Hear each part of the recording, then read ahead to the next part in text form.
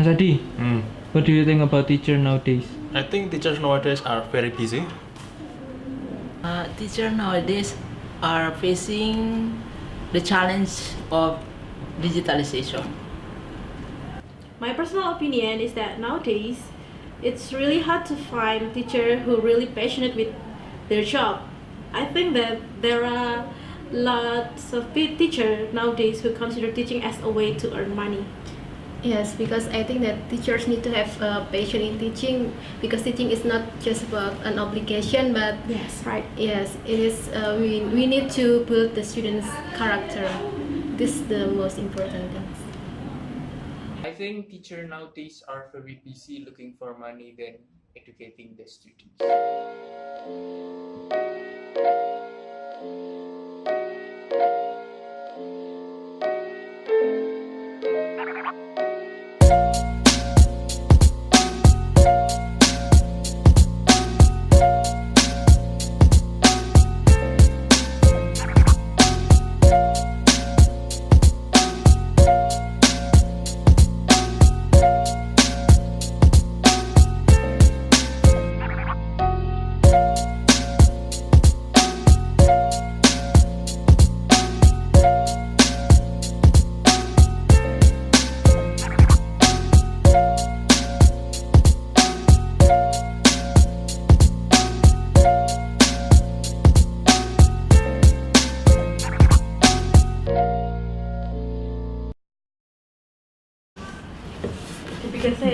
Mbak Nat, tell us about, in your opinion, about what's your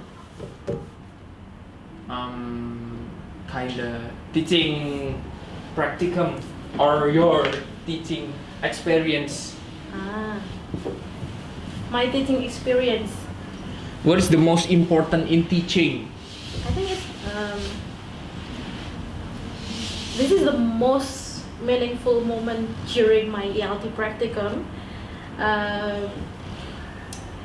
It is when I met the lecturer, the class lecturer. So I conduct my practicum in introduction to literature class, and there I met Miss Eka, and in my opinion, she is an incredible teacher and very inspiring. Do you ever heard this kind of quote that teachers are the best actors? They come to educate with a smile on their face and their problem at the door, and left their problems at the door. So I have never witnessed a teacher who is resembled to this quote, but when I met her, I know that that kind of teacher is really exists in this world. In her daily activity or daily life, Miss Eka is very gentle. She is very She's very gentle and very soft, both in her behavior or in her speech. And I think she is a little bit a shy person. She does not talk too much, but she is a good listener, and she is very patient and kind. And that kind of, and her personality makes me wonder. I wonder how she could handle an ignorant students in class because of her gentle behavior and speech. I think that, in my opinion, her personality would make her difficult to teach in class. But then it turns out that I was wrong. Her personality changed 180 degrees during her teaching. She looked very enthusiastic, lively, and passionate in teaching. She talked loud and clear. She also occasionally joked around and tease her students to make her to make her students comfortable and happy during the lesson. And most importantly, she could make the students engage to the lesson and share opinions or comments about the materials, and it seems like she becomes energized about her students as well as her subject area and she approaches teaching with excitement, hope, and charisma. That's why I think that she is very inspiring. She is very inspiring for me since I have difficulty in maintaining my introvert personality when I teach. So I have not been able to overcome the situation of me being shy and easily confused when teaching in front of the class. And I want to be like her, who can show her enthusiasm in teaching. I believe if I can be an enthusiastic teacher, my students are more engaged or more willing to contribute in class discussions and more willing to discuss the problems appear in the learning activities. And to become that kind of teacher, I should manage enthusiasm as part of my personality, and especially as an intentional aspect of my teaching practice. I must be able to negotiate my identities between the personal identity of me who likely being shy in front of people, and manage my professional ability to become an enthusiastic person,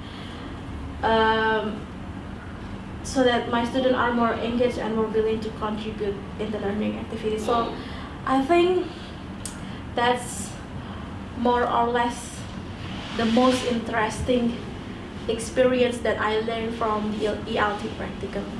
How about sister, maybe? Do you have something to share, sister?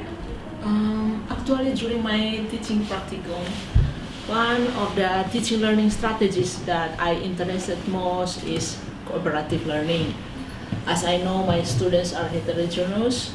Some are low ability, some are middle and high. So I asked students to do the task in groups. They were asked to make dialogues and interview of looking for a job. And after doing their task, the two members of the students in a group were chosen to report a dialogue about job interview in front of the classroom. At the end of the activity, the students understand how to make a dialogue in a job interview because they are learning together, helping each other, and find ways to solve problems.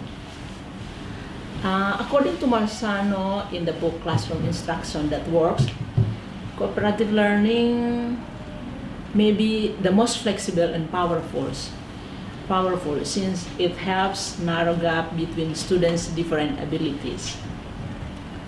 And when we apply this strategy, students are asked in group to have a leader, recorder, timekeeper, make sure that all members of the group have tasks in their own responsibility, and has to realize that few members in a group, not more than 5, is better for students to have the skills to work competently.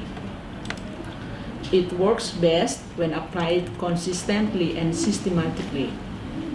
But remember, not overused and misused. Overused when it is implemented to such an extent that students have an insufficient amount of time to practice independently the skills and process that they must master. Misused when the task is given to cooperative groups are not well structured. For you to know, students can be grouped according to interest, according to the birthday month, for example, according to the colors they are wearing, or alphabetically or random. Okay, how about you, Mas Adhi? Well, since this is my first-hand experience in teaching in a classroom, I think preparation is the most important aspect in teaching. So in preparing a lecture, I break my lecture into sections. I allocate each section with certain amount of time in a form of timetable. Then I consult to my counselor about the timetable, and from her suggestion, I revise my timetable accordingly. Although I have already made my timetable for my practicum, I still encounter difficulty in time management. Some problem arise in the time allocation for each section.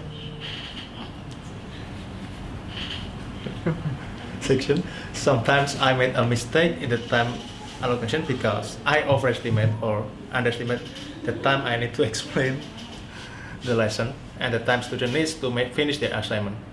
Even though with the problem I mentioned above, I think making timetable still really helps me to prepare the lesson. All the section of my lecture can be presented more or less the same as planned timetable. So in the end of the class, I felt satisfied with the result of my teaching practice, and I think that I can finish one of my teaching practicum, even though I doubted of it before. So Vica, what about you?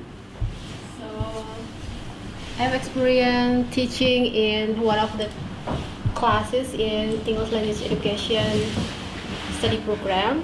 The class is Introduction to Literature.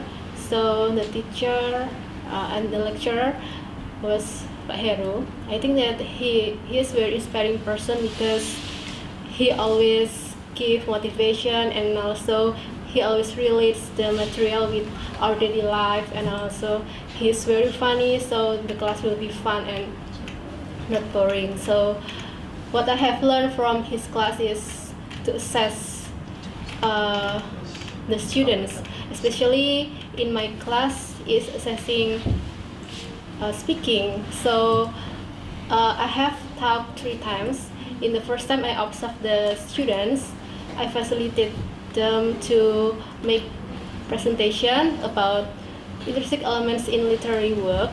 So there are 9 groups, and every group are expected to present one topic. So in the second and third meeting, I assess their performance, and after they present their presentation, I ask them about their understanding about the topic, so I can make sure whether they already understood or not.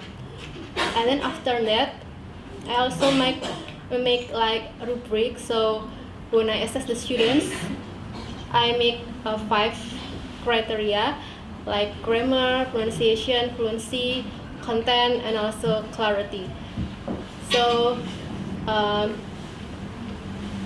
based on this project, I can learn how to assess the students, and yeah, I think I learned a lot in this class. Okay, and how about you, Mas Geza? Right. Okay. So after hearing from you guys, that I think the thing that I mean, like all of them are very important, but for me the most important things when I'm having a teaching practicum is the first thing first, I would like to make sure that my strategies is effective, because I think that the environment of the atmosphere of the classroom itself would be different if we have like the effective approach and the effective of how we can make a connection with the students.